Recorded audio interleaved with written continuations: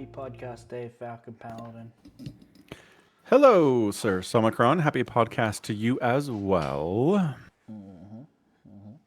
Thank you, thank you. Mm-hmm. Yeah. Yes, quite. Mm-hmm. It's a lovely day today. Sun is out, not a cloud in the sky. Ah, glorious. Yeah, it's nice here too. Sunny and 75 degrees, which is right where I like it. But there's like It's like, maybe 10 days a year when it's this temperature. So, that's awful. 10 Yep. days. Oof. Yeah. Maybe more, but it kind of feels like it's 10 days. But hey, Yeah. but I'll take the days when it is. So, yeah. Fair enough. So yeah, it's cooling off, but I am not going to be tricked because usually it cools off like at the end of August, and then like 1 week in September is like whoosh back up to like 100 degrees, and then fall starts and gets cooler. Right. It's Just, like the trickery. surprise snow you get in like June or whatever, isn't it? Yeah.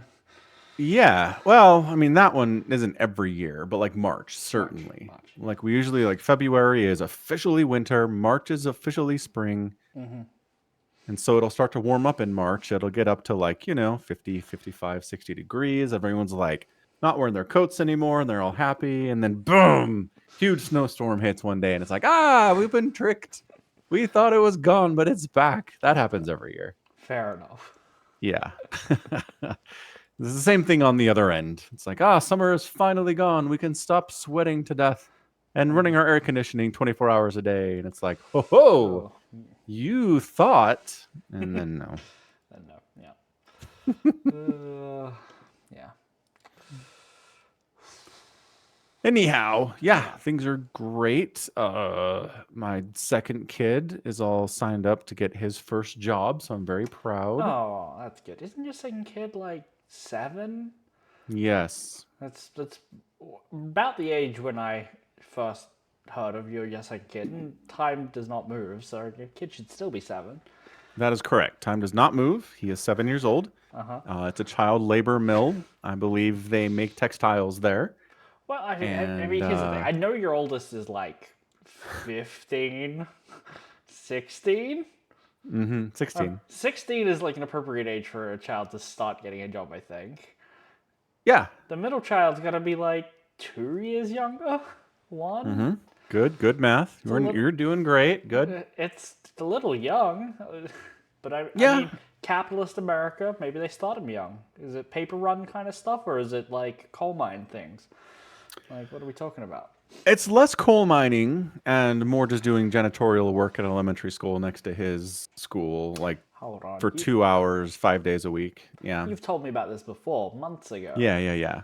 But yeah, my oldest was doing that. Oh, okay, so family job, passing it down. Different school, but Oh, same okay. concept. Oh, Yeah. fair enough. Yeah. Oh, good for them. I got my first job when I want to say 15 or 16. I was working at a little, you guys would call it like a strip mall, where it's just like a little run of 6 shops or whatever. I was in a convenience store that was also a bottle shop. And I Okay. was primarily hired by the 80-year-old lady to shift alcohol around and like stock the beer fridges and stuff for her because she couldn't go into like the big cool rooms. And Nice. that was illegal, Uh-huh. being 16 working with the booze. I swear I only served customers like once or twice, right? Like that was the strictly illegal part. Just moving a case of beer I was allowed to do, right? That's fine, nobody cares about that. But officially I was there to like run the other counter, the convenience store side, because there were separate counters because they had to be for legal reasons. Ooh. I definitely was just paid in cash, and the place was definitely burnt down. So, let's stop that. You definitely paid taxes on what you were paid in cash too. I mean, did I pay I don't. Here's the thing: it was all written down. There was like a logbook that I had to sign, so it was like, and the amounts matched what was in the book and what was like in my envelope matched. So I assumed she was paying my tax for me because that's all pay as you go here. Like very few people opt to pay their tax manually, Right. Most people's tax just comes out of their payslip, and if it's a digital transfer, it's just never there. So I don't know. Maybe I owe some taxes from 14 years ago. It wouldn't have been much. Right. Like I said, I've had that job for like 6 months, and then it burnt down, I think. Yeah. Right. Yeah. I mean, look, people get paid in cash for like tips when they work serving jobs here, and you're supposed to report those on your taxes, but I don't feel like many people do that. So yeah, being paid in cash is basically correlated with not paying taxes on it. So that's all. Oh, for sure. Definitely, like, if Yeah. my housemate's a welder, right? Like a boilermaker. And he'll be like, yeah, I got some cash in hand jobs. And it's like, obviously, there's no risk. I think when he was talking about, like, when he was still an apprentice, the place he was working at, like, their boss would be like, oh, yeah, I go for a quote. And, like, here's the quote. And if you want to pay cash, it's 20% cheaper. It's like, just knock 20% off that. Right. Yeah. Right. Because and people will pay cash. So. Yeah, 100%. Because of that reason, taxes, man. Yeah, and trying to track down people who got paid in cash and to pay their taxes is like a super time-consuming, like bad job. So most countries don't really pursue it. So yeah, I imagine it would cost more than you would recoup in taxes a lot of the time. yeah. I guess unless someone's getting paid like millions of dollars in cash, Right. then maybe. But again, we're talking about servers and like people who work at shops here. So Isn't servers in the States like people write their tip percentage on their receipt or the bill or whatever? So there should be a log of all that. so Tedious. well, if you're tipping, just take some extra out of my credit card. Yes, Oh, okay. you write the number down and you don't have then to the for total. cash. There you go. But if you just leave $20 on the table, no one knows you did that except for the server, right? Yeah, I mean, sure, but I still imagine they have to go take it to a till, and the till you could just have it set up to record inputs. Be like, they put in a 20, they marked off this table. You could do that. You could. Nobody's going. When the option is tax-free money or more work, people often just take the tax-free money. I get that. The two options that I've seen in restaurants are one, there's just a jar everyone puts their tips into, and then they divide it collectively at the end of the night. Or you just take the money you got tipped and put it in your pocket. Like, those are the options. I've never heard of a place that's like, and we very, very carefully record all of the tips we get right here, and then we have a log, and then we do our taxes, and we go back and look at it every year. Well, Nope. They should. They should. They should. Actually, no. They should just stop tipping and like pay their people properly. Like everywhere else seems to have it worked out, but America's like, no. The cost of things will go up if you don't tip, and it's like, well, the cost on paper will go up if you don't tip. The amount you pay is the same. You'll just know where it's going. It's like if you walk into a place and the burger's $20, but you know you have to pay $25 because of the tip, then the burger's $25. If you put that on the menu, people at least know the burger's $25 rather than like, wow, I could stiff this person if I just feel like it, Yep, I know. Yeah. Anyway. I do know. I mean, I think I've made this point before, but like, I've never talked to a server who's like, yeah, let's get rid of tips and just pay us normally like everyone else gets paid, because they make bank with tips, because Americans are really generous with tips. Like, to the point that a story of somebody stiffing you on a tip is a story. Like, you tell everyone about it because it fucking sucks.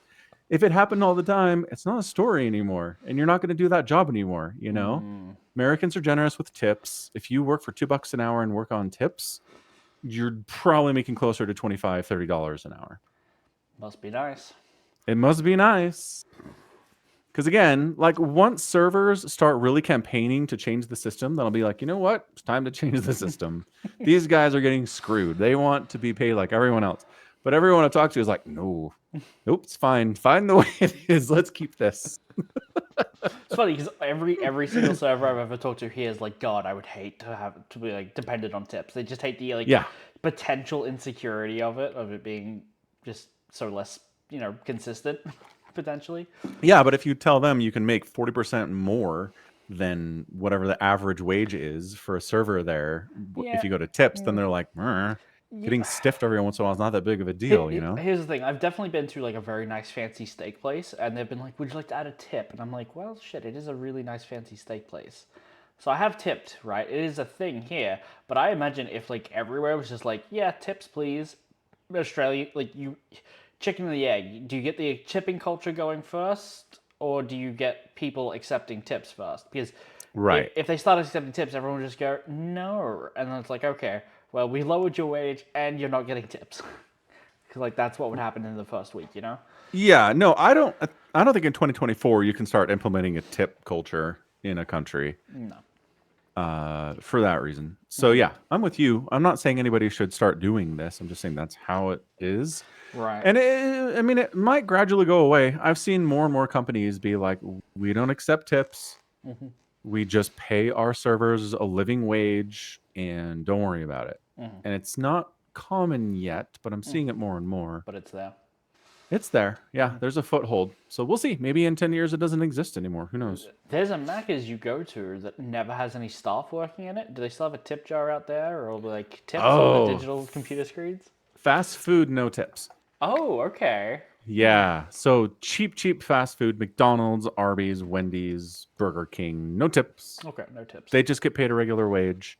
But anything other than that, like a deli or a sandwich shop or a sit down restaurant of any kind, there's this weird type of restaurant in America that we just call fast casual, Okay. where it's not fast food, but you order it and they make it fast and then you take it and you eat it. Like it's not a sit down restaurant, right? Right. But it's not quite McDonald's either. It's And fast food that isn't a chain. Or it is can it be chained. okay. Yeah, it can be chained. I would need to sit down and really investigate the differences here. But one of the differences is that fast casual will do tips. Okay. Yeah, but in that case, I actually think that they pay them a regular wage, but then you just tip on top of it. So it's like the best of both worlds. Yeah, maybe. I don't Like, know, man. sure. Yeah, it's all stupid.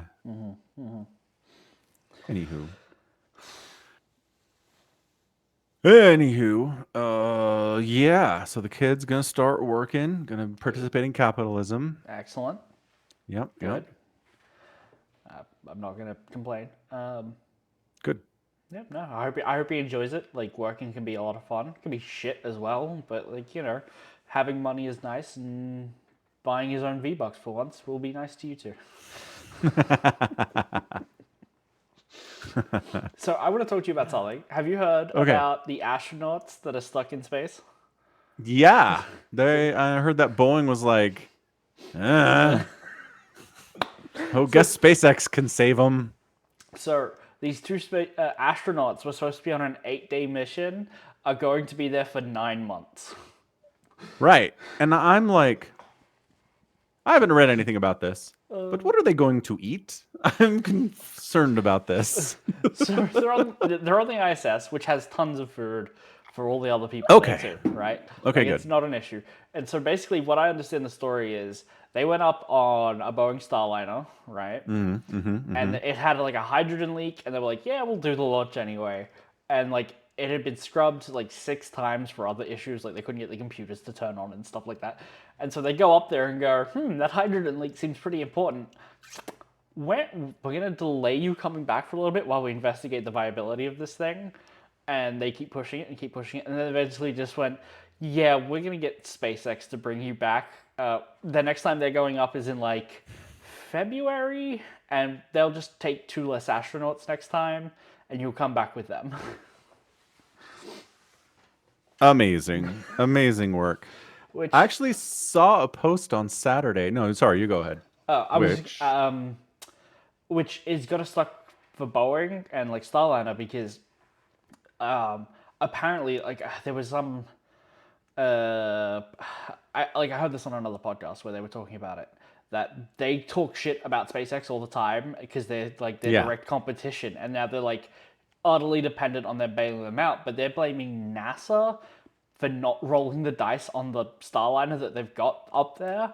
They're like, no, go for it. Like, we think it would be viable and we get them back safely. And NASA's like, we're not willing to put people in that thing. So, Right. yeah. Gross, Boeing.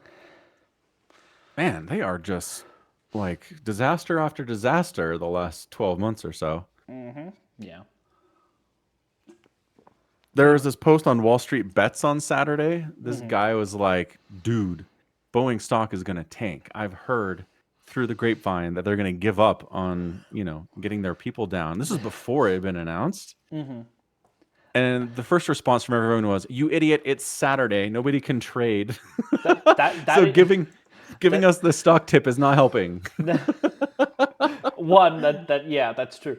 But I did hear it presented as that's why they made NASA was like, we'll make the announcement on a Saturday as to not tank Boeing stock. We'll let people cool off for a day or two, you know? That's incredible. Yeah. Yeah. So, and their stock was okay today. Was it? Yeah, here I'll send you a link. Oh, please. It's a big, ugly, Oh, terrible that link. is a big ugly link. Yep. Yeah, okay. I mean, Yeah, it's just it's down, but it was 172.94 when trading opened, and then it closed at 173.52. So nope. And I don't understand why. Like, I totally understand the logic of being like, let's sell our Boeing stock. They clearly can't keep their shit together. right. But it seems everyone who's trading is like, let's ride it out, boys. Right. I guess the news hit on Saturday that they were gonna they'll have to get SpaceX to pick them up, and people just forgot. Today. I mean, they're still way down from like a month ago, from 6 months ago, from like year to date. Boeing's not being crippled by this is not the least of their worries, Yeah. Nope. Agreed. Yeah. Agreed. Ugh. The adventures. Yeah, I mean, that's just, yeah, man. Now I gotta ask, if you were the astronaut who's like, sweet, I get a 6-day, 8-day trip into space, are you happy or pleased that it's now 9 months? I guess if you're like a super space nerd, you're like, yes, this is awesome. I could be in space for a long time. I assume it is. I assume they are. Like these people are trained astronauts, I assume.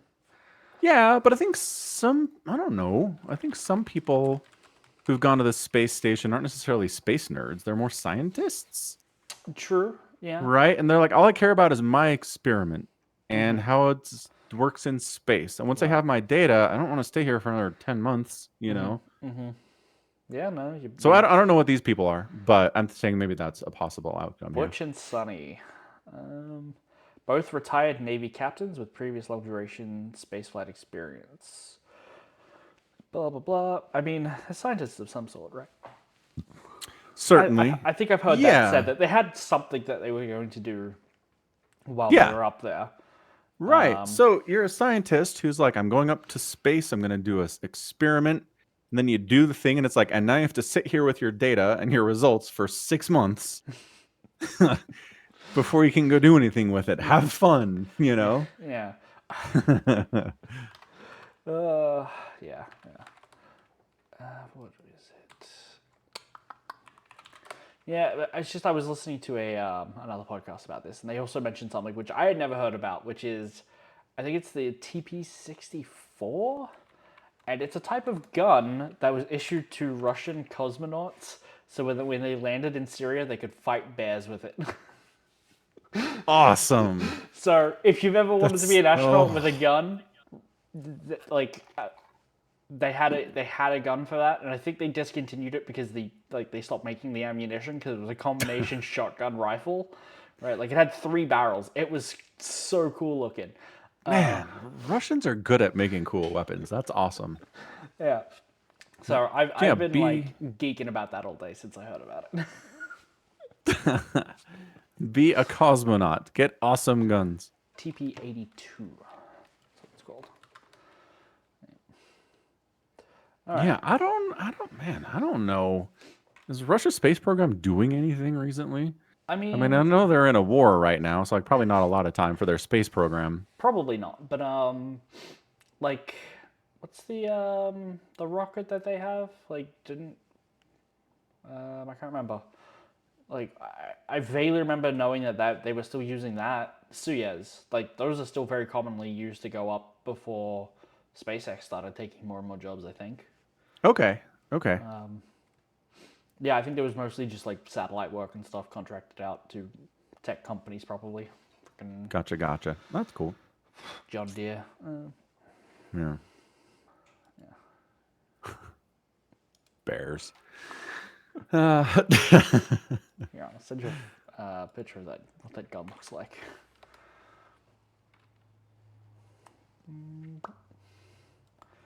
That is cool. Double barrel on top, little rifle Yeah. in the stock. Yeah, Oh, yeah. That's awesome. yeah, in the frame or whatever. It comes with a little bandolier for the different types of ammunition you need. I've never wanted to be an astronaut more than the idea of fighting bears with a Russian gun. You know. Truth. Truth, truth. All right. What are we on to next here? Have you seen Three Body Problem or read the book? Yes. Yeah. No. Okay, because a friend of mine recommended the book to me, so I'm like a third of the way through it, and it also mentions like space stuff. I don't know how much of it's true, but like it's a segue topic. Did you enjoy the show? Yeah. There's stuff I like about it. Okay. Certainly. I haven't seen the show and you haven't read the book. We probably shouldn't spoil it for each other. Things that do differently. Right. Yeah, I don't know. I mean, what I've heard about the book is that it gets really super deep into explanations about alien tech that's like Okay. not real, but it spends like chapters on it. And it's like, okay, at some point, it's just magic. Just tell us what it does. We don't need all of the details, man. I can totally believe that because there are points in the audiobook where it's like, and then he printed off a piece of paper with some Morse code, and it was dot dash dash dash dash dot dash for minutes. Okay. Yep. It's a Chinese author, right? It is, yeah. So it's been translated into English, but yeah. So yeah, so I'm just trying to decide if this is like a Chinese cultural thing or if it's this author kind of thing that he does it this way. I feel like more of it's an author thing. I think it's probably an author thing because, from what I understand, The Martian, featuring Matt Damon, is also very heavy onto sciencey explanations for things and like going into the weeds on how to grow crops on Mars. Right. That's true. That is true. I did read that book. Okay. I don't remember being super annoyed by it though. Anywho, I don't know. I mean, so here's the thing. I think season 1 of the show covers through a certain point in the book. Okay. Is it like a series? I don't even know. There are more books. I think there's. Okay. I think it's a trilogy at least. So I'm thinking probably season 1 goes through book 1. Probably. Okay. I mean, I don't want you to tell me where season 1 ends because that'll be possibly the end of this book. Yeah. Or like, I can tell you where I'm up to. Okay, that sounds good. So one of the scientists who works in like nanotech just had the universe flicker at him through some goggles. Like, that's a thing that happened. And then he goes and hangs out with this old chick who turns out to be a person who the book actually opens on when there's like a huge cultural change in China. Yep, and cultural revolution. Yeah, and she gets stuck in working at a top secret government facility called Red Navy or something. And she was just about to tell me like what's actually going on there instead of the bullshit that she was being fed. So Oh, that's an interesting part. Okay, cool. So you're coming up on some cool stuff then. excellent. Yeah, I mean I'm enjoying it. If I pick up the regular book, don't pick up the. I know you won't pick up the audiobook, but like listeners, get the book. Don't get the audiobook. There's a lot of like. There's a lot. There's a part where he's like, oh, I need to look at her screen and look at the URL for the video game she's playing. It is www.threebody.com/gov.china. It's like okay. That's great. That reminds me of like Google does this auto read thing for text when you're driving, and it used to like read out the entire URL. Oh, fantastic. And then about 6 months ago, they updated it to where it's just like, and it's a link from Like, here's the domain.com. Done. Like, you can look at it later. I don't need to tell you what the whole URL is. Yeah, that's funny. Yeah, I don't know. I mean, I'm just going to watch the show. I don't know if I'm all that interested in reading the book. If the show is good enough. Plus, the show has some really hot actors in it, and I can't get that from the book. That's true. That is true. The way the man describes them, no idea if they're hot or not. Right. Yeah. Also, from what I understand, the TV show takes one of the characters in the book and splits him up into like 6 individual people. Really? Yeah. I read somebody talking about that. Okay. Like, I don't know. Apparently, like, the main character in the book does a ton of stuff. Uh-huh. And for the show adaptation, they're like, easier to understand if this is like a group of friends who all have different specialties. Okay, And yeah. they each do a different thing. That kind of makes more sense, yeah. Yeah. Okay. Yeah. Yeah. The main guy, like, I do really enjoy the fact that the author is like, I need to go into the weeds on the science. I need to tell you exactly how background radiation works and how they measure it and how they cross-check their results. And I'm like, that's great. But also, your main character had a nervous breakdown and then got distracted by a video game for 45 minutes. You know? Or like an unexplained amount of time. I'm like, okay. Stop. Like this needs to be 2 different people, I feel. Like, you know, maybe that's great. But maybe Yeah, exactly. Yeah, I don't know. I have a feeling that maybe the author who went into all the detail and then none of the detail for the video game didn't really like video games. I'm picking up that maybe because they just like hand wave. It's like, oh, it's a video game that they're playing, and this is so important and so eye-catching that the guy who just had a mental breakdown is going to like go and pick up a copy, you know. And like the video game's important. He's not like playing Fortnite, you know, because the video game is the 3-body problem. Or at least, that's what it's called. Yeah, totally. And it's less a video game. I almost hesitate to call it a video game. They very expressly call it a video game. I realize that. But like it's very strange, and the reason why I think the author maybe doesn't like video games is because it's a full VR game in this. It's like he has to put on like a haptic body glove and a monitor over his face and then connect to a web page to play it, which that's wild. You know. That's crazy. But then everything that like they've described in the video game, none of it takes advantage of VR, you know? Right. Yeah, it's basically a teleportation device. It just dumps you in another place and says do stuff. Right. So yeah, in the show, it's almost kind of funny because it's literally just a headset that's all shiny and chrome and like very smooth. You put it on your head and then bam, you're in the game. Okay, so it's like full dive?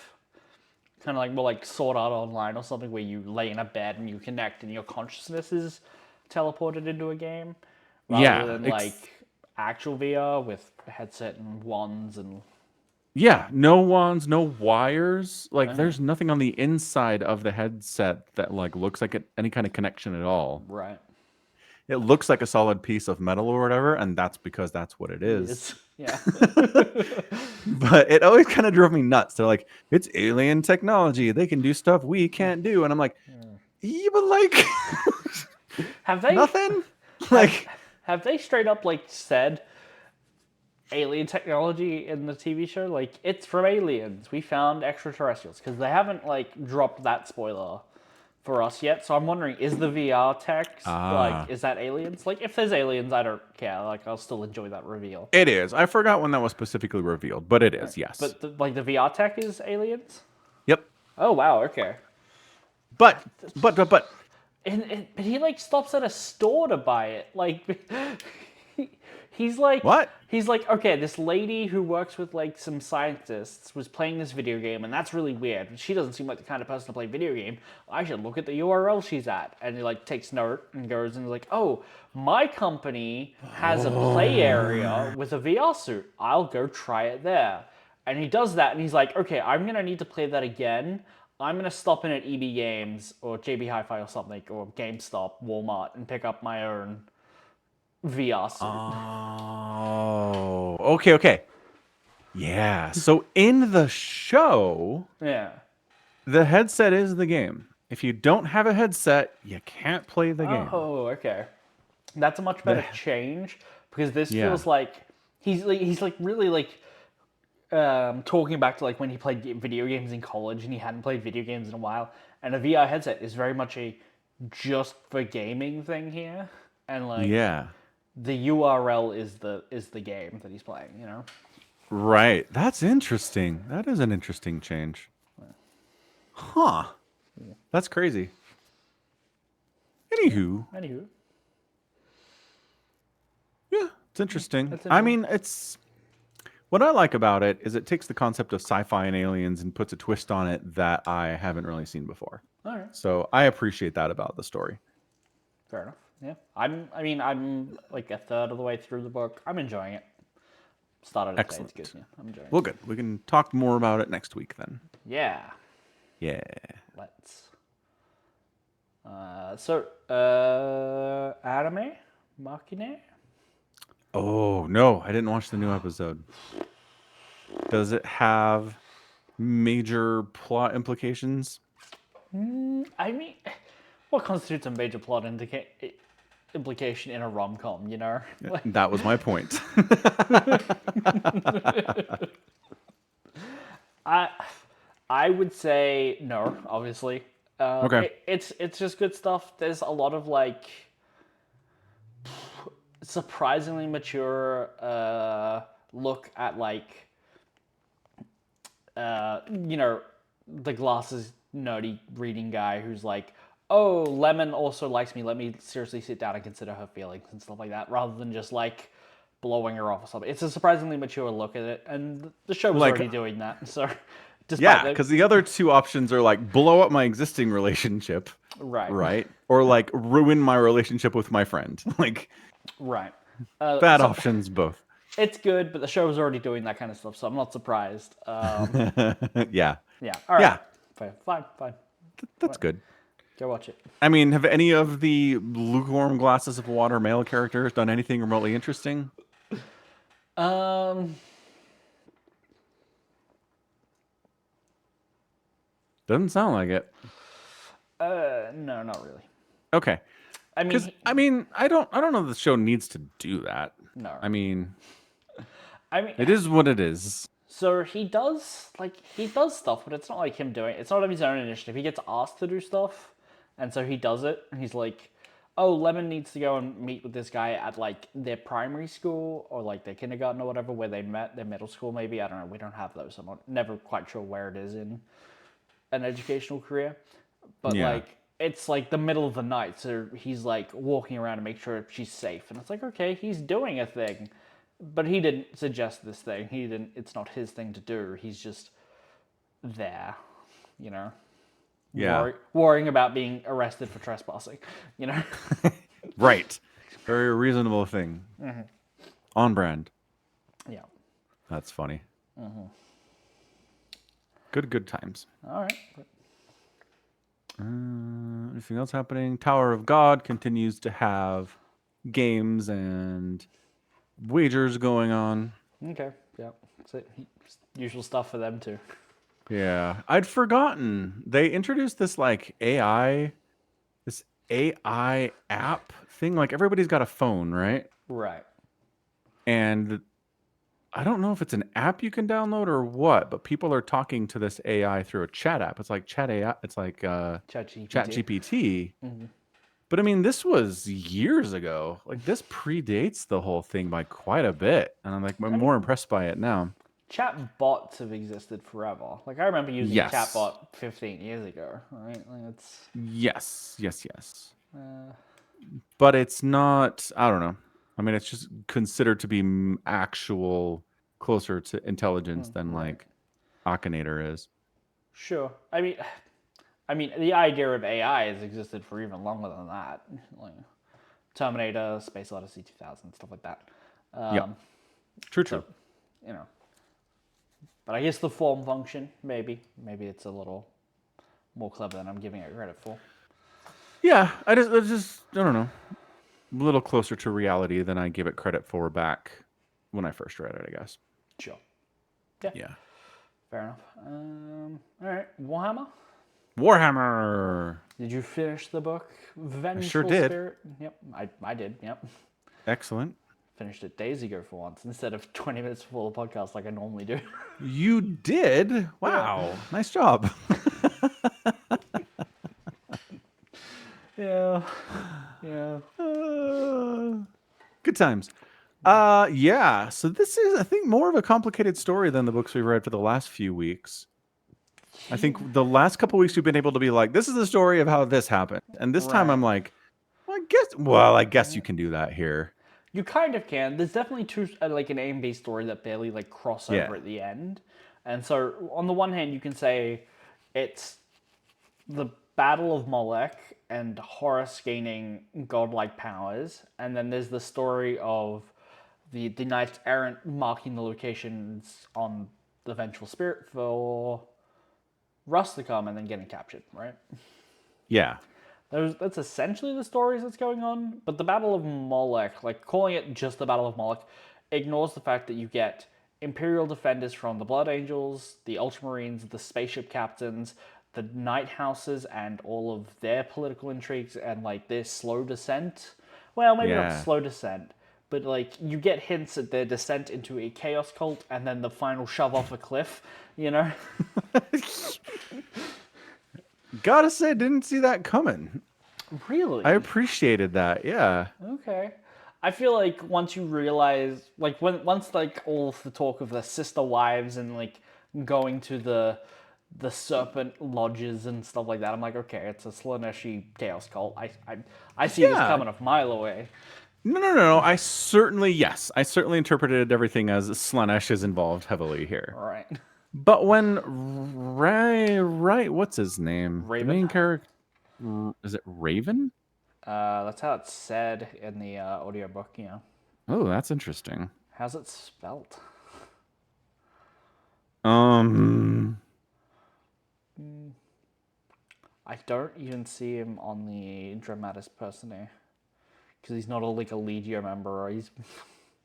How's he not on the list? That's disrespectful, is what that is. Yeah. Dramatis Personae. Let's see if mine has him. Oh my gosh, there are always so many different characters in these stupid books. Raven. Yeah, Raven of House Divide. Raeven. Raven. Okay. It's Raven in the same way it's Daemon, but demon, you know? Right. Oh yeah, there we go. Raven Divine. So, yeah, I mean, we talked about this a little bit during StarCraft, but I like the concept that these people who are defending themselves against the incoming War Master and his heresy aren't good people. Like, they suck ass. They're evil and they're petty and they're selfish and they're greedy and they hurt other people for fun. And it's like, no, this is like, these aren't Ultramarines we're rooting for here, right? No. Or no rooting at all. Yeah, it's good to show that like even in 30K, the Imperium was run by a bunch of self-assessed dickheads. Yeah. These people very much care that their position is Imperial Commander of this world, and like no actual respect given to that position. They just want it because it's vaguely more prestigious than Knight of House Molech, you know. Right. Also, I'm just noticing, is his okay, so the main Raven, his knight, what did the book call it? How would you say that word? Oh my gosh. Blood something. Ballad. Would you pronounce it Banelash? Sure. That sounds about right. Because the other book called it Banalash. And I was like, I'm just looking at it here, and it's Banelash. Like, you totally could pronounce it that way. Yeah, you could. So I'm just wondering how you would do it. Yeah, I think I just pronounce it Banelash. Banelash? Yeah. In my head. No, that's fair. Yeah. So anyway, point being, so we just have all this political intrigue where there's a king, and then he refuses to die, and so his son's like, I don't want to be king, and I've been waiting long enough, and boots him off a cliff. And then he's got a brother in a tower, and like there's all this weird serpent stuff going on with him because his blood is needed because he's the firstborn by like a couple minutes, et cetera, et cetera. Right. And then there's just this moment where his wife ish, I His don't know, wife, their his sister. relationship is weird. Yeah, it's either his wife, his sister, or his mother, or any combination of the two. Yeah. Any two combination of the three, you know. Yeah. Like she's got this gift of prophecy, right? And it seems real enough. And she totally sees this vision where like Raven goes out and meets with the white serpent god and like finds the power to defend their planet from the War Master and like leads them to victory. So he goes out there, he finds the white serpent god, but then like has the force of will to recognize it's just Slanesh. It's just It's Fulgrim's everything. that it's like a trap. That what he offers is not power; Yeah. it's servitude. Right. And it is interesting because he's like very much shown to be a morally weak person. It's like, yeah, I've been partaking Yeah. in the serpent cult stuff, but it's mainly because I'm bored. And on the weekends I go and I tease my brother that I'm banging his wife, you know. Right. And I'm gonna rub it in his face that everything that was supposed to be his is mine, you know. Yeah. And he's like, And boy, I it's sure hope my brother, who's been kept in this tower for several decades, is lucid enough to understand that I'm making fun of him and not just like off in his own world of pain. right. Yeah. But it's a whole bag of awful character traits that like, gets him to this point where he goes, I'm too self-serving to accept this, right? Like it's almost like his ability to like have the willpower to deny Slanesh is just because he doesn't want to be second fiddle, you know. And it's interesting because a lot of like how to resist corruption stories are by being like pure and good of heart and the power of friendship and all that stuff. And Right. this is the power of I want to rule the planet by myself. I don't want to have someone else do it through me, you know. Yeah. I don't want to owe anything to some god. That's stupid. Yeah. Yeah. There's a line in here it is. So when he's being tempted, he goes, "There's no such thing in the world as perfection," he screamed. "If a thing were perfect, it could never improve, and so would lack true perfection, which depends on progress. Perfection depends on incompleteness." So he has this like philosophical debate with this Slanesh god. With Fulgrim, which Yeah. is hilarious because I think there's actually an earlier book, like possibly in Fulgrim, where that's a very original, like the sentiment that the Emperor's Children had is very similar to that. Like perfection can't be achieved; it's in trying to achieve perfection we become perfect. You know? Right. It's the pursuit thereof. Yeah. So it's very funny, but it's like this guy, he recognizes what that is, but is in no way trying to be perfect. You know? It's like No, he's just like philosophically opposed to the whole idea, like on an intellectual level. He's just like, that's stupid. right. And that's what it is. So the white Naga's hold on him slipped for a fraction of a second, and it was enough for him to look into its eyes and see the yawning abyss of madness and ego that thought nothing for a single other living being and cared only that they fall to their knees and adore it. And he's like, no, fuck that. And then he smashes it.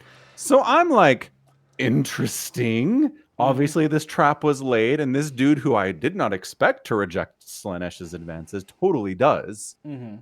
Right? And he goes back to town, and he's like, all right, I'm awesome. Let's do this thing.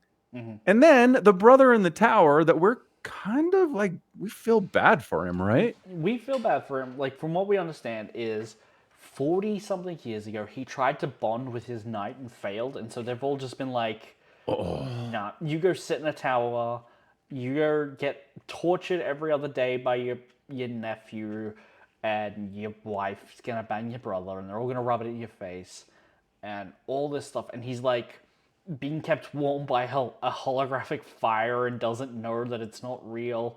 And like, he's got like totally spit and mucus, and his beard is down to his waist. And, he's decrepit. And his legs don't work. Yeah, Yeah. yeah.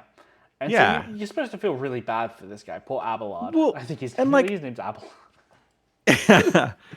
but yeah, especially when it's like the story is he just had this innate fear of a very specific type of monster that lives on their planet. And so like the first time he's out with one of his, with his mech, like he has this feeling of deep fear for this monster, and the mech's like, nope, this guy's not gonna work, and just rejects him. Like that's what it is. It's the fact that he was afraid. Like I thought initially when they mentioned that he'd been rejected by the mech, that it was just like a biological incompatibility. Like it just happens sometimes, That's right? what I thought as well, yeah. Yeah, but no, it's this thing that this poor kid has a fear of this giant monkey monster, and it totally screwed his entire life up. Yeah. Anyway, so you're like, all right, this guy. And then towards the end of the book, he like manages to like find the strength to kill his mom, Stepmom, ex-wife, I think sister. I think it's his stepmom, and because like apparently one of the tortures that he was have inflicted, like they didn't clean up very well, so he was able to hide a scalpel, and he like slits her wrist and then her throat, and then like steals her exosuit, and he's able to like get up and walk around now. And I think at one point it mentions him having shaved his beard, so I guess he cleaned up, I mean, as much as is possible, I'm sure. Right. Yeah. Go. Yeah. And so then the other, like the weird thing about this whole world of Molech, at least this particular clan, is that they need the blood of the firstborn to like rule, like to be in charge, to do everything. So that's why he's alive. And that's why when he comes down from his tower, everybody's like, this guy's in charge. He's the firstborn. Like Everything immediately swapping allegiances to him. Everything is gene coded to like acknowledge his authority, and it's like, well, why don't you just kill him? And it's like, yeah, but it wouldn't, like, I don't know the way that the succession works, because if he had no sons, then who's the next firstborn? Does it immediately go to his brother? Maybe not. Well, right? but also if he dies, what happens? Don't know. So it's easier to just keep him alive and keep him like a blood bank, But this is an incredibly dangerous world. Like they're constantly hunting monsters, and monsters are killing them sometimes. Like this has to have happened at some point, where the firstborn gets murdered by a monster, and then like there's some way to continue this because it's continued until now. Yeah. I just think it's a sloppy world build. That's all. It's a fun idea, but if you pick at it, it's like, oh yeah, totally. There's tons of stuff like that. Yeah. Okay. Yeah, totally. So yeah. So then back to the story. Our brother, who were like, we feel bad for him. Then he's just as like murderous and evil as everybody else is. He gets out and like he's like, oh, I've spent the last 40 years learning from your tortures. Here, let me inflict some on you. I'm like, okay, it's a little bit of a revenge story. I'm kind of on his side. And then Lix is like his like the Lix, the lady with the visions, is talking to Raven, and Raven's like drugged and chained up. And is like, don't say anything about that bastard. He also killed our sons. I'm like, okay, he's also going around killing their kids. He's doing some torture on his torturers and then killing their kids. Ooh, okay, great. Yeah, and even specifically like the one son of his nephew, I guess, Raven's son, is like nice to him. Raven's last son, actually, because he gets them all killed trying to fight Horus, which almost works. Yeah. Like, we knew it wouldn't, but, like, magic bullshit happens, so... Right! There's too much of that in this story. But it's a Horus Heresy problem. I guess it's probably just a all-over 40k problem. Where you can't kill main characters on some side world, yeah. Sure. I get that.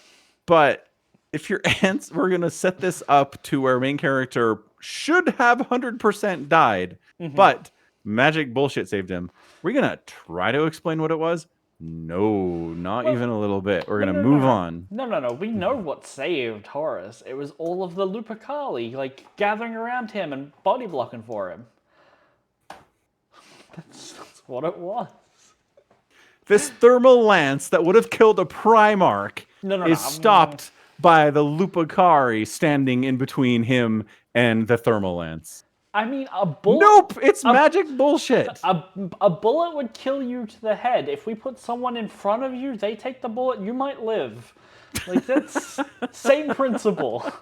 Also, Lorgar took like a thermal lance from a Warhound Titan, like an even bigger one, and lived. I mean, I think he had some magic bullshit to heal himself later, but like he still lived at the time. There's no guarantee that Horus would have died, I think. He thinks he would have died. Just let him take the shot then, and then he's fine. And it's like, Primarchs are too strong for that. Instead of being like, the Lupacari hugged him, and that's why he lived. What? What is that? Why? And the book's like, not interested in talking about it. It's chaos magic bullshit defending. It is. I don't see the problem with that. It's fine. Chaos. I know. Chaos using its minions to body block for Horus is not the wildest thing you've ever read, I think. It's not. It's not. But it's just, I don't know. Yeah, I mean, it is what it is. It's part of the world. It's magic. Like Yep. at some level, like here's the thing: a 3-body problem. You're like, just tell us it's magic so we can move on. And here they're like, it's magic, move on. And you're like, no, you know. I lost you for like the last 5 seconds there. I don't know what that was. In 3-body problem, you were like, just tell us the technology's magic and move on. And here they're like, Yeah. it's magic, move on. And you're like, no. Yeah, I mean, I guess it's not a binary, right? It's not that I don't want to know anything about what it was, but if you start going into page 27 on it, I'm like, okay, good. Right. You know what? I got it. There's a limit, of course. Yeah. And you just feel like Warhammer's not hitting the minimums. I guess that's my complaint. Yeah. I feel like in this book, at least, it's the Death Guard that comes back as the Life Eater virus manifest. That's way more just magic bullshit you need to talk more about. Like, No, it's not. You murder people, and that opens a portal for evil demons to come. Ta-da! That was easy. but he's not a demon. The Life Eater virus is like a biological thing. That's a thing of science. How is this guy? How is he? He's a virus? Is it a demon virus that this guy's a? I just figured it was like related to the Plague Father somehow. Yeah, No? I mean, yeah, obviously. I mean, he's a Death Guard, so it's all Plague Father. It's all Nurgle stuff, right? But how? Like, What do you mean? So, okay, the Life Eater virus is a virus that they have or make, and then they load into ammunition and shoot at a planet, right? It's Isfahan 3.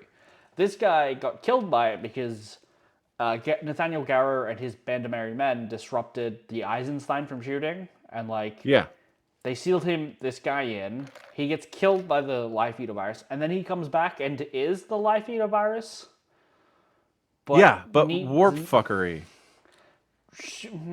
Yeah. Okay, so you're okay with warp fuckery there, but not when Horus is getting shot at. I understand Warhammer's very specifically set up that if you kill people and sacrifice, it opens doorways and gets you stuff. So Morianton kills his personal guard. Yeah. And ta-da, new thing. That's awesome. Like, I get that. Sure. Okay. Yeah. Like, that part I don't have a problem with. It's more that, he's a living incarnation of the Life Eater virus that doesn't just kill him and, he's like, oh, we just need to put you in a special spacesuit. You don't kill everyone around you as well. Yeah. Like, that annoys me, I think. I think that's a little... That's fine. I'm with you on that. Like just dump him in a containment suit and everything's cool. It's like, no, this is magic. This is magic, death, and decay. Right. I don't know. That's not going to work, guys. There are other books where the Death Guard just being around drains battery packs from las guns and corrodes ammunition, but this guy can't eat through a spacesuit. You know? Right. No, that's fine. Yeah. Fine. So back to the part about the prophecy in Abelard.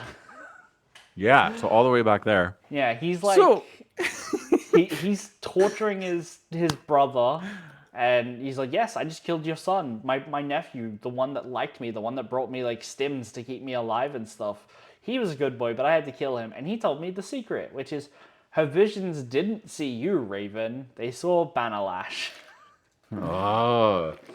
And so he like hot wires his brother's knight and is like, "Sweet, I'm a knight now. I'm gonna go find the White Naga." And And yes. And then and immediately is like, Slaanesh is the best. Let's go. they're like, "Oh, they're giving me a healthy body back? Fuck it, I'll trade the planet for that. Why not?" Yeah. Immediately. Just immediately falls to chaos. It's great. It is a killer story beat. It really is. It's a lot of fun to read. Because it takes you from like, this Raven guy sucks. He's totally gonna accept a deal with Slaanesh. Like, all right. And then he goes, no, and you're like, Oh, whoa. oh, Then he maybe comes back, and then the brother, you're like, maybe brother's maybe a good guy. Maybe. Nope. Nope. Immediately kills Raven, takes over, embraces Slaanesh, and we're off. And it's like, oh, that was quite a detour. Oh, it's great. Oh, man. I really enjoyed all of that stuff. Yeah, me too. That's yeah. very good. Yeah, and so it's another thing where it's like, yes, Horus is the War Master. Yes, he's conquering Molech. But man, it sure helps that this entire House of Knights betrayed the entire planet and took down at least one Titan. Yeah, That was awesome. an Imperator Titan, like it really just huge war engine, like the largest there's ever been, basically. Yeah. Yeah, and it's this combination of like all of the knights in their whatever warhounds. Yeah. Shooting their lances together at the same spot to get to it, but also members of the house are on the Titan, and they sabotage the attempts that would have repaired the damage, so it dies. Yeah. So yeah, so I don't know. Again, I should just be fine with it. Like, yes, it's magic bullshit. I don't know. I guess just on a personal level, I maybe would have liked it better if the betrayal that happened was just more human political bullshit.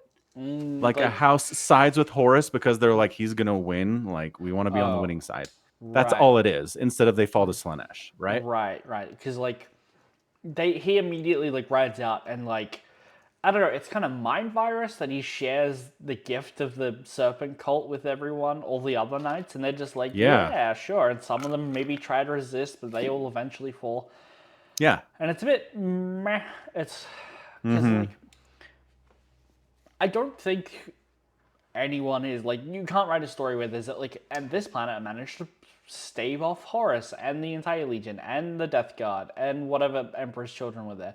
Although I think Fulgrim's actually there by himself. If you like think about what Eidolon was saying in Scars and all that, Fulgrim's just fucked off by himself doing whatever.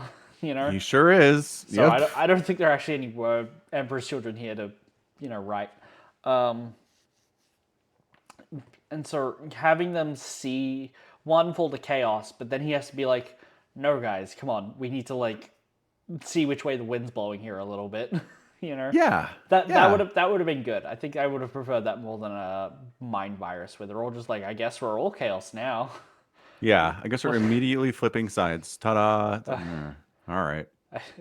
That was easy. I do not know the origin of this meme, but it's the conveyor belt. It's like, well, I guess we're producing Chaos Knights now.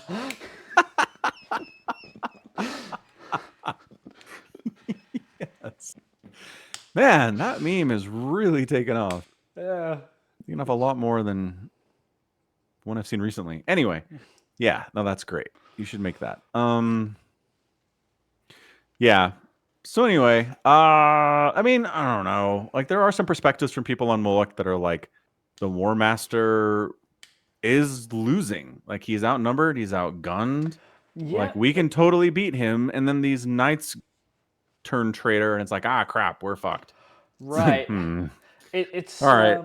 So the Horus does deploy an awful lot of mortal forces to like charge up the middle, and he knows because chaos magic bullshit. Someone told him, Slaanesh told him that, hey, I've been trying to like insert a Slaaneshi cult here for decades now, and he's just like, okay, well, when they turn traitor, we don't want to have as many like Space Marine forces on the planet because they might get killed in the way, right? Like Yeah. the Titan goes supernova, and like we don't want to be around that when that happens.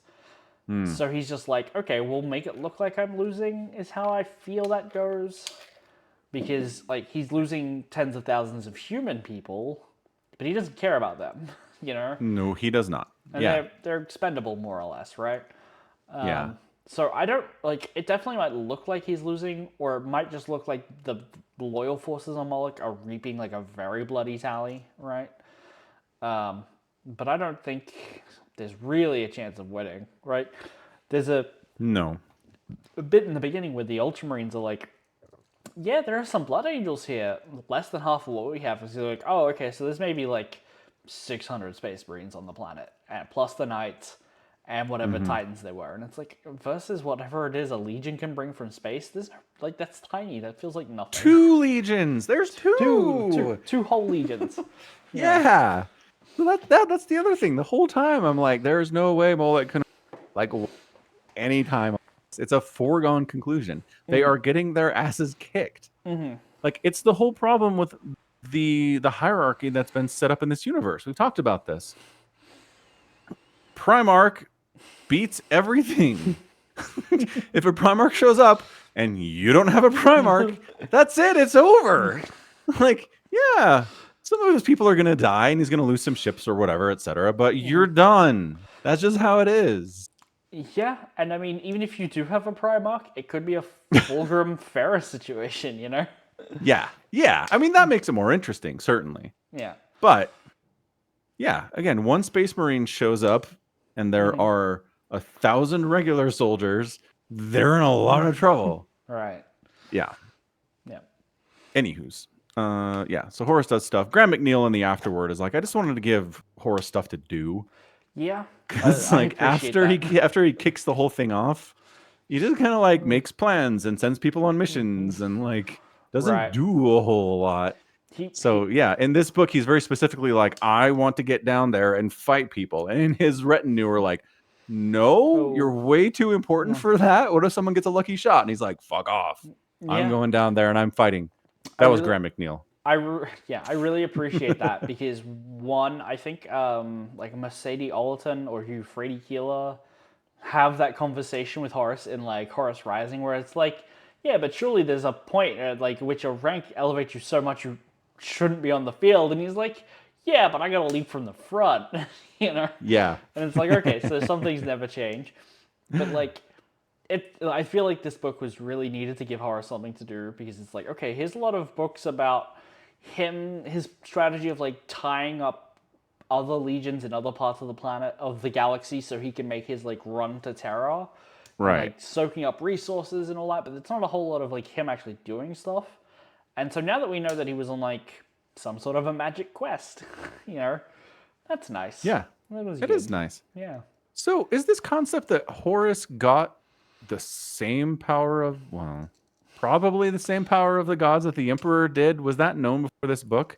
Did Graham McNeill make it up?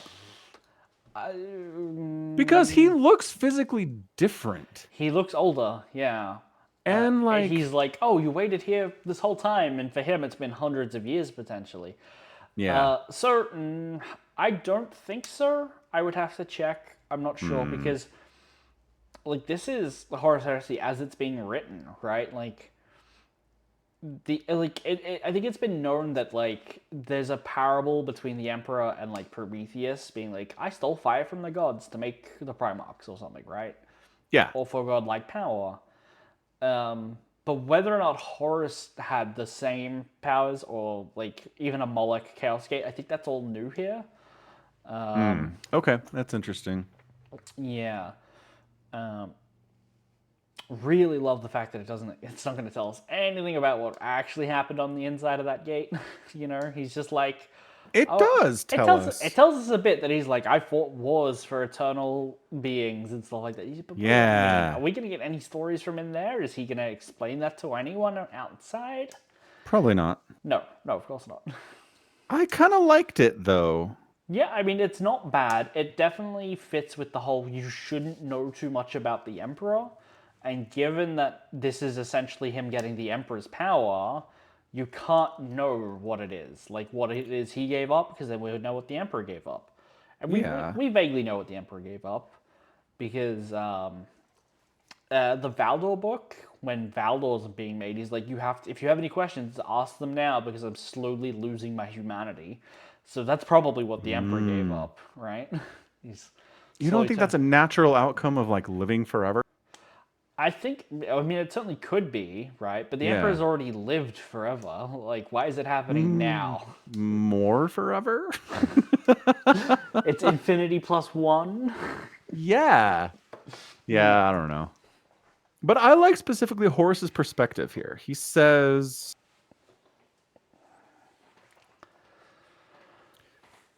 what does he say? He'd fought wars, slain monsters, and defied gods in those moments. He's wrested the power of those same gods at the heads of vast armies of demons.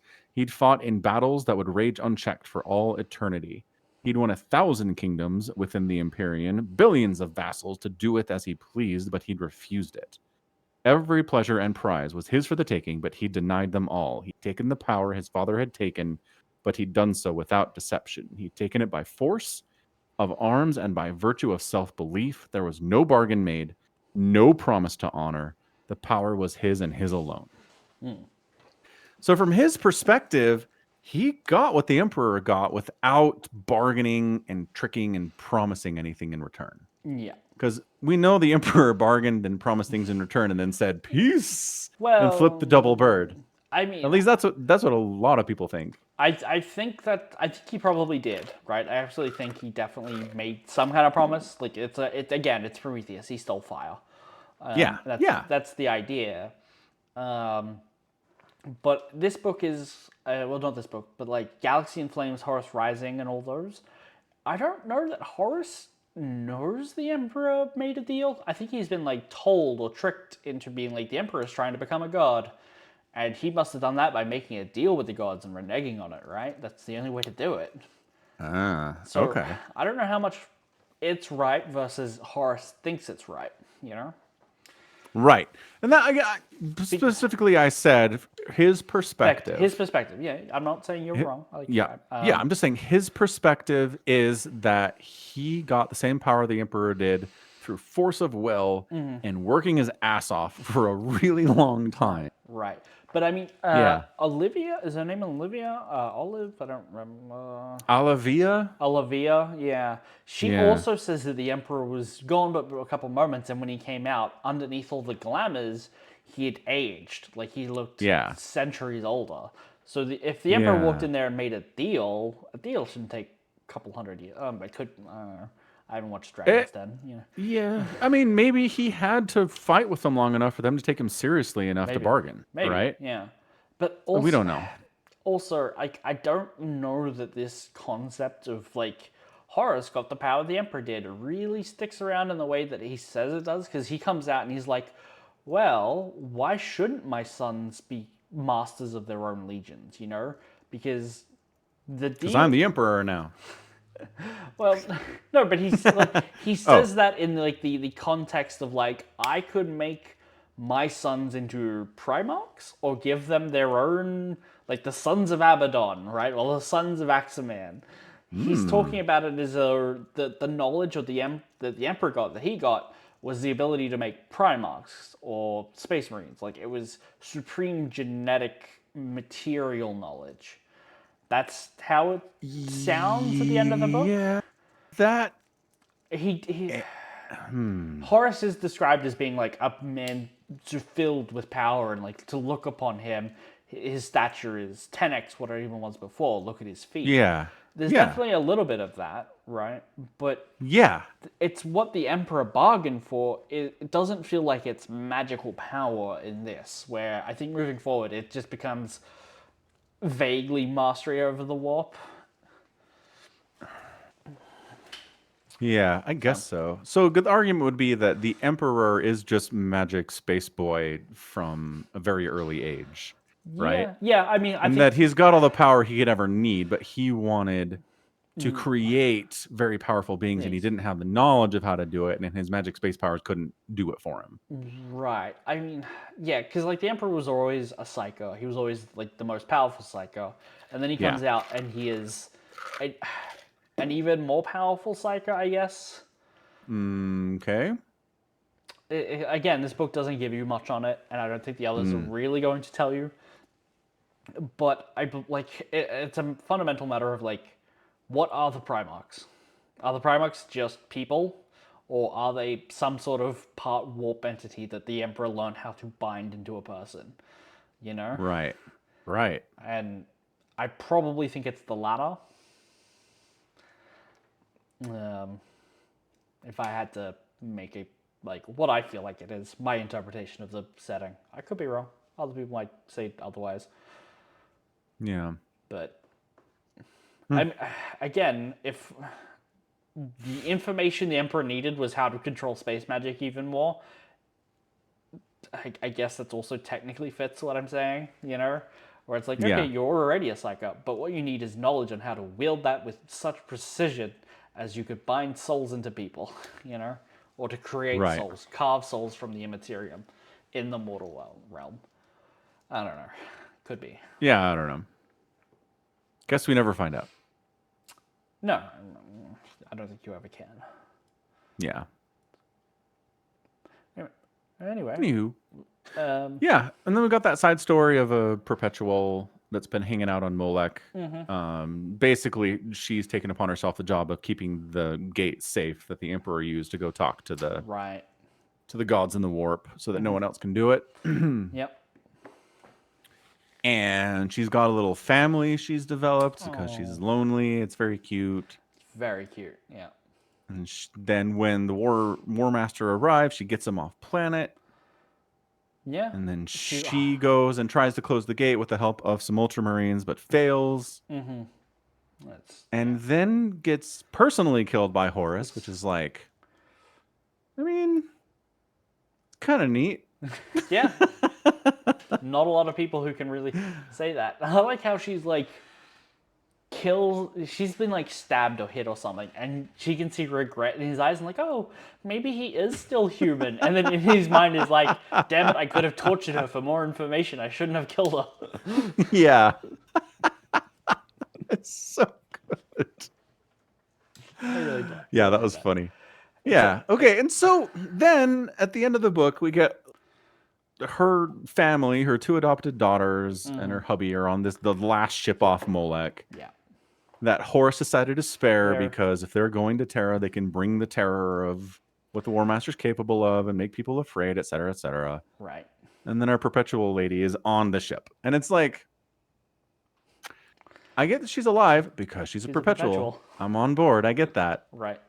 But how did she get on the ship in transit to Terra? Before it left the planet, obviously. Like, so the timeline is just a little wonky. I was under the assumption the ship had bailed before she got to the gate, but maybe not. No. So here's what happened. Okay. Right? Okay. Horus goes into the portal, comes out. They all go, okay, well, we're done here. Let's go back up to the Vengeful Spirit. And then, because like Loken's there, Horus just knows that the ship's been infiltrated somehow by the prodigal son. Let's go get him. And then, so they spend a week torturing and interrogating him. And during that week, that's when she goes up there. Like, there's some amount of time there where they're like, okay, we've got these Knights Errant on our ship. Let's go and capture them. Let's go and have a chat. That's all happening. There's some time there where they haven't departed. True. The ship hasn't left, and Olivia like heals, wakes herself up, dusts herself off, and was like, "Well, I fucked that up. Better go tell the Emperor I'm sorry." I mean, that was my only job. Here's the thing. She when she's like trying to seal the portal, she realizes that, oh, this will kill me if I do this. After Horus comes out, does the portal seal itself or does it just disappear? Because right. The portal's still there, right? Yeah. But she doesn't. Is like, well, I better go seal this now. It's like, well, someone got into the the cookie jar. I might as well leave the door open. All the Yeah, cookies are gone. unanswered question. Nobody ever talks about sealing it again. Yeah. It's like closing the barn door after the horses are already gone. And like I get it. You wanted to like keep the knowledge that it would kill her sealed away. Like she couldn't know that because if you just told her to seal it, in 100 years, she'd go, "Oh, this would kill me. What's the threat? There's nobody here to do this. I'm not going to do that." So instead, you guard the door, and if someone comes for it, then seal it. And she goes, "Oh, well, I'm trying to seal it, and if I don't, Horus will get it. I guess my sacrifice is worth that." There's a kind of Yeah, logic there that makes yeah, sense. But now that she's alive, but he got in, that why wouldn't she attempt it again? Could she not? I don't know. right. Or did she just like go, well, I fucked up. I want to go be with my kids. Mm-hmm. Yeah, I honestly think her attitude was just like, well, the thing I was trying to very specifically prevent has happened, and there's no putting that back in the box. So peace, I'm out. So putting that toothpaste back in the tube. Right. Yeah, no, that makes sense. Yeah. It would be funny if another Primarch showed up and was like, I want to do that too. Yeah. Perturabo's like, that's awesome. I want to do this. Yeah. I don't know. I'm on board. All right. So is that it for that book? I mean, Just the story of Loken, I Loki, guess, is the yeah. other part of it. Yeah. Which, like, I don't.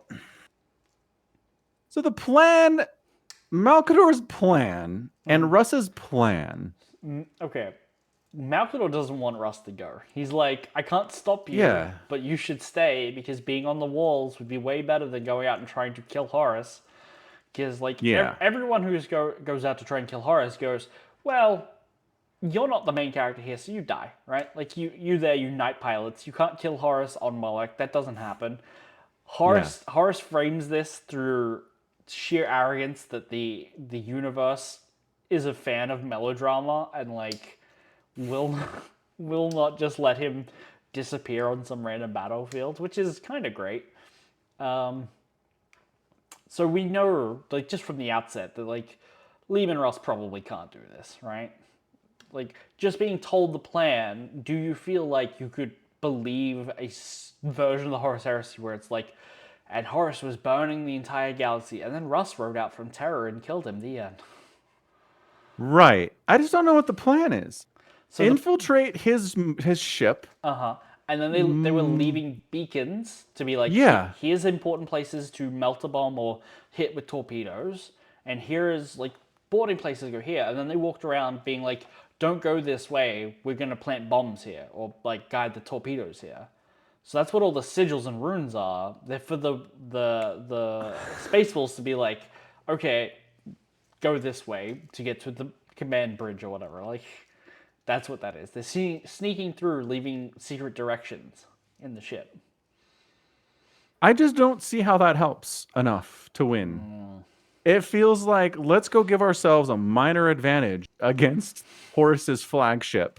And then when I fight him, I'll have a minor advantage. Like, is this really worth all of this hassle you're going through?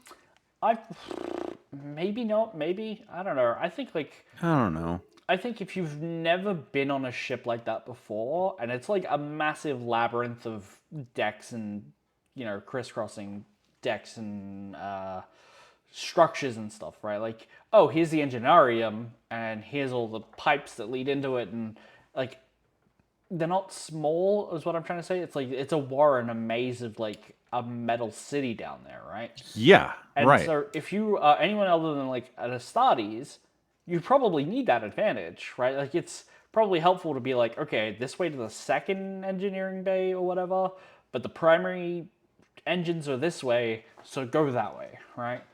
Right.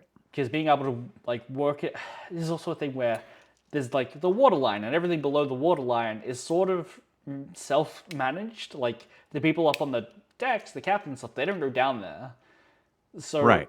who knows what kind of signage is down there? You can't just follow the yellow brick road, I feel like there's a valid thing happening here where it's like, okay, if we mark targets, that'll be really useful. we can appear to be much more organized than we normally would on a boarding assault, you know? Sure. I feel like there's some So value there, the but assumption is that as Horus gets closer to Terra, you're right out to meet him, and you'll launch a bunch of drop pods, and they survive that attempt, hit the Vengeful Spirit, and you got enough guys in there to do stuff that cripples it. you get it. Okay, so marking important places for torpedoes, so that and telling your men do not go to these places that are going to get hit by torpedoes, so you don't kill yourself. Right, that makes sense. Yeah. Yeah. So when your guys are on the ship, they can gather in strength that is effective to move to the target locations because they're not spreading out because they know where to go. That's important. And then the idea is to get there to, I don't know, probably barricade places of reinforcement to set up strongholds so that Russ can go and find a Horus and then break his back. Okay, That's so that's the plan. that probably, I don't know, I haven't read that book. That's how I'm inferring from this book that they're like, we need to like have a plan once we get to the ship, right? Because we can't just spread out. We'll get crushed by the overwhelming numbers, you know? I don't see Russ thinking that way. I see Russ being like, I'm launching myself at the Vengeful Spirit, I'm getting there, and I'm kicking Horus's ass. End of story. Right? There's an entire book where Lehman Russ is like, we had a spy in the Thousand Suns the entire time, remember? Well, the Thousand Suns sent a spy here and we turned him into a double agent. Russ can be sneaky. Like, the Spaceballs are smart than they appear. He can. This is him trying. I guess. Look, I don't know. I feel like you could write the story of Lehman Russ just being like, fuck it, I'm going to go board it myself. By myself, I'm going to throw the spaceship equivalent of a leather glove at the Vengeful Spirit and challenge him to a duel. And that would also totally work. How'd he do it with Prospero? He showed up, landed, kicked everyone's asses, and left. Like, I mean, Magnus gave him a hand by not fighting back and dispersing the fleets and stuff, you know. I know, but that was his plan. It gave him that little upper hand that he needed. So he just needs a little upper hand here. That'll be fine. Fine. I also don't think we needed the storyline where it's like, is Loken gonna go back to being a son of Horus? And I'm like, no. Why are you trying to make me think he is? And it looks like he didn't. And I'm like, yeah, I know. Yeah, I feel like that was the plot twist we would never see coming, right? Because it's not going to happen. But I did like that Loken was like severely emotionally off balance being back on the Vengeful Spirit, where he's like, I kind of know this place. What is it that I remember here? I used to know some like a poety man of low morals but high philosophy, you know, or whatever. He was talking about Ignatius Carcassy, because they were back at the bar where he would hang out and stuff with all the remembrances, and he's like, Logan's been there, but it was so unimportant to him that he can barely remember it, and it's this disused, disheveled place where he's like, I kind of remember this place, and it's really affecting him being back here, where he's like, these people used to be my brothers. I have so many like happy memories here. What's going on? What am I doing? I'm Cerberus. I'm the guardian of hell in Isfahan 3. This isn't the place for me. That aspect of it is interesting for sure. It's enjoyable. I enjoyed reading that.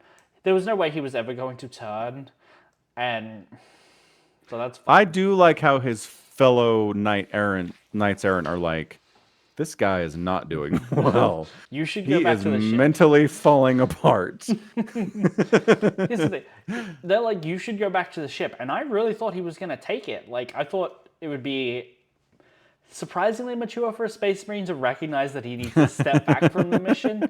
Because I know Loken's on Terra for the siege, right? So I'm like, okay, if they get captured, there's no way he's getting off, right? And then they're just like, well, we'll just blow out the front of the ship and like pick him up in space. Right. Yeah. Whatever. Fine.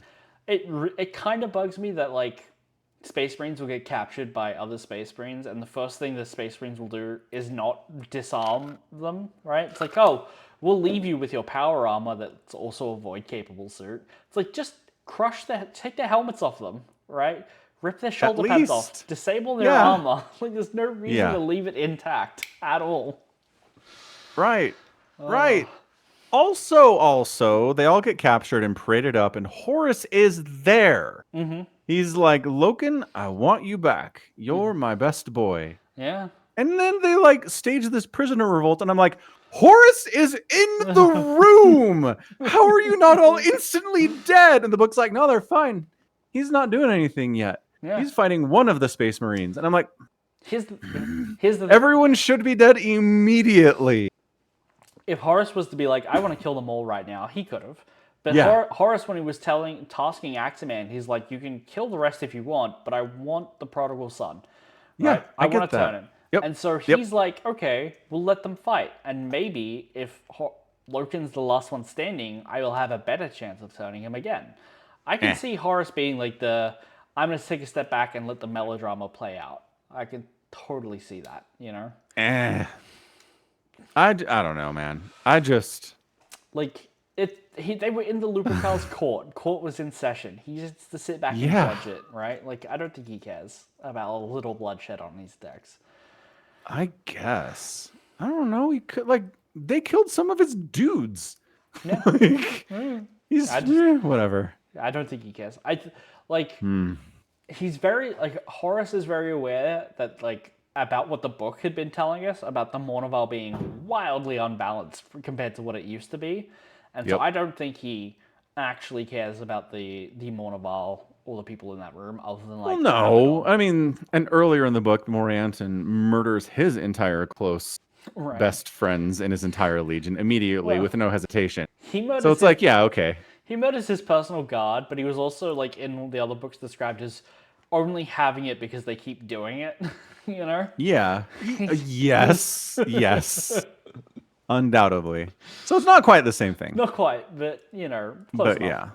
Yeah. 100%. Oh. Yeah. So anyway, blah, blah, blah. Loken doesn't die. Probably should have died. Mm-hmm. Probably should have. Yeah. Magic spaceship of stealth and of detection avoidance is able to get to the Vengeful Spirit and away from the Vengeful Spirit without anything bad happening. Right. So, yeah. All right. I think that's that book done.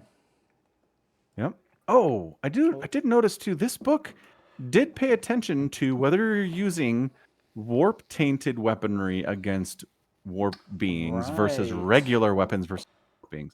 Because this comes in and out of style as you're reading. Right. And this book was very particular about regular weapons do not hurt warp beings. You have to use magic ones. Yes, you need at least a magic +1 dagger to attack ghosts like you do in D&D. Yes.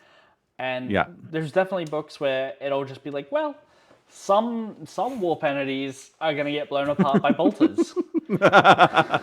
Yep, but not these ones. Not these ones. Only these other ones. And like, if the author puts in enough work, I can totally buy that. That's like, oh, this warp entity is able to sustain itself by absorbing the biological matter of leftover corpses, and it's inhabiting those corpses. Blow apart those corpses, it disappears. Fine. And there are others where it's like, well, the warp is entirely leaking through, and like the veil between worlds is very thin. Bolters will not kill this because it can draw on the power of the Imperium. I'm totally okay with either, but it is definitely a bag of cats of which one it is. And the author needs to put in the work to like tell you which one it is, I think. 100%. Because even with the Emperor's warp angel, Horus was like, oh, our regular weapons do jack crap. I need my magic +1 mace that the Emperor made. Right. It's returning the ring to Mount Doom. Only the Emperor's magic can hurt this Emperor's magic. Exactly. And I would just think, I know that they banished warp magic and psychers and stuff in the Imperium. Mm-hmm. But you need to arm your Space Marines with warp weapons. Like, you need to give them +1 no, magic daggers for situations like no, no, this. no, no, no. What you need to do is disband all the librarians so that they're not allowed to use their magic weapons. That's the thing. It's the dumbest thing.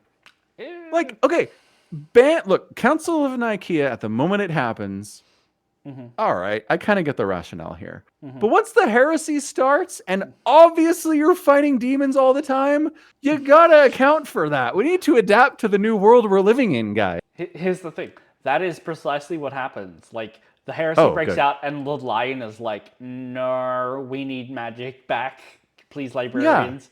he is, He is, but not everybody. Gulliman and Sanguinius are on, Yeah. you know, the scars and the wolves, they never stopped, you know? Okay, So that's fine. most of the legions there. Fine, you have psychers, but like, what if there's just a random space marine who's fighting a warp beast? What are they supposed to do? Better hope there's a psyker with us, and if there's Yeah. not, crap, we're fucked. You know what I mean? Right, yeah, I mean, well, Yeah, you can't, I don't think you can psychically imbue every weapon. Like, I don't think that's a thing that's... not every weapon, but like, in every squad of like 10 space marines, one of them has a magic. That's all I'm asking for here. Just one. All you need is to stab them once and they die. We saw that. Again, it would depend on, like, the severity of the warp incursion. I'm just saying, in this very book, if the cultists on the ship hadn't brought their own ritual dagger with them, everybody dies. No, hold on. Doesn't the Ultramarine that they rescue, his blade is like a special magic blade that kills No. things very, isn't it? It's the same. It's the dagger they were using to kill him. Maybe. I feel like there was a lot of emphasis put on the Gladius that it's like really shiny or something, and it does a lot of really good work. I don't know. That's how I felt listening to it while I was working. So, you know, take it with a grain of salt. Yeah. I'm pretty sure everything that killed the demon in this book was the same dagger. I did really enjoy the bit where they're like, we need to kill this guy, Sergar Targost, the master of the lodges, right? And Yeah. they shoot him, and then like, that's over. We killed them all, and he pops up and is like, Samus is here. I am Samus. And he immediately kills one of their dudes. It's like, you guys, like, do you... It really made me laugh just thinking of like Samus popping up and being like, "Hi, Samus here," you know. It's always funny. Like, Samus is here is always a funny part of the Warhammer, 100%. But no, my perspective was like, you guys, the obvious warp fuckery is happening. Do not assume that anyone you killed is going to stay down. Right. You've seen people get up before. You fought heretics before. You know what goes on here. And they're all just so big taken by surprise by this. And I'm like, oh. We need to send people who are smarter on these missions, I think.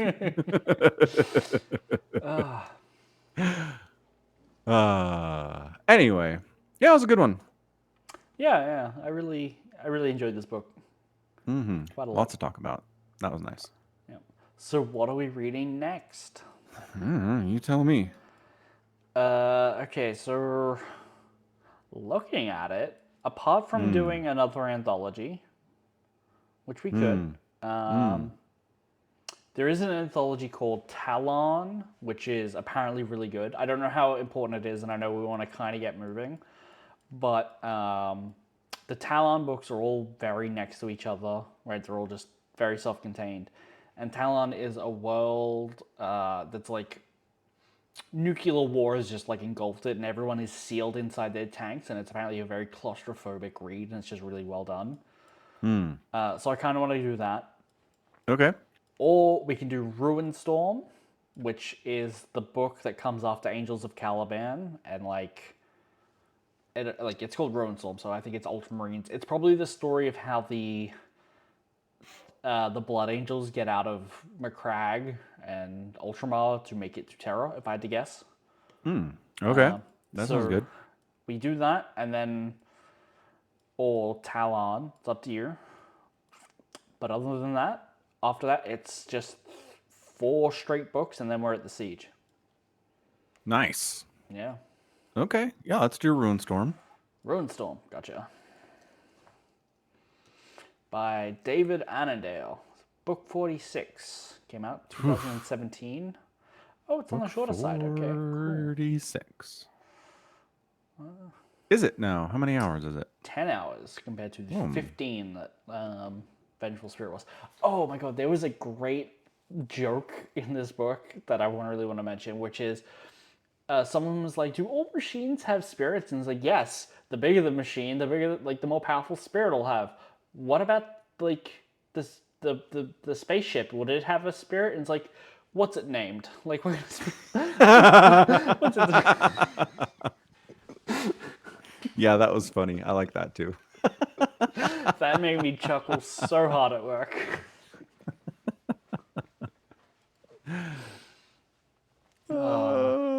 This is great. Absolutely. All right.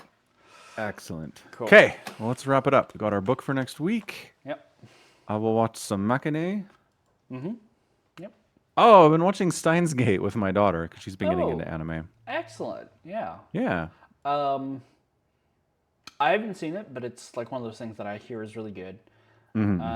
I watched a movie called Penguin Highway. If you want to watch a movie with your kid, it's good. It's mostly a kids movie, I would say, but there is the characterization of the main character of he's like a 9 or 10-year-old boy clearly going through puberty but doesn't rationally understand what that is. So he gets distracted by boobs a lot. So it's Of like, course. it's which, understandable. But like, other than that, I think it's good.